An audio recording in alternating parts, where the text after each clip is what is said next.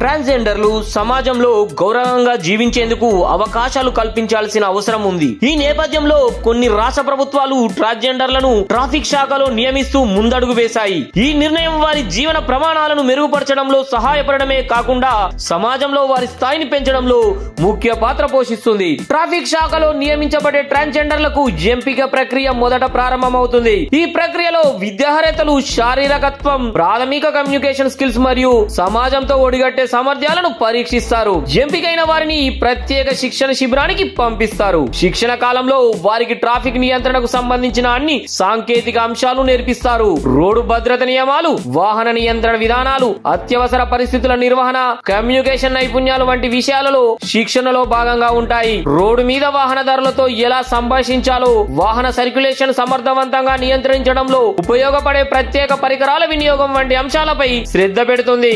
వారికి ఓకీ టోకీ వంటి కమ్యూనికేషన్ పరికరాల వినియోగం, ట్రాఫిక్ సిగ్నల్స్ పద్ధతులు, రద్దీ సమయాల్లో వాహనాలను క్రమబద్ధం చేయడం వంటి అంశాలు ప్రాక్టికల్ గా నేర్పిస్తారు. ఇదే కాకుండా వారు శిక్షణ పొందే సమయంలో తమ సహచరులతో కలిసి పనిచేసే సామర్థ్యాలను పెంచుకునేలా క్రమం తప్పకుండా గ్రూప్ యాక్టివిటీస్ నిర్వహిస్తారు. శిక్షణ పూర్తి చేసిన తర్వాత ట్రాన్స్జెండర్ అధికారులు ట్రాఫిక్ నియంత్రణ పనిలోకి వస్తారు.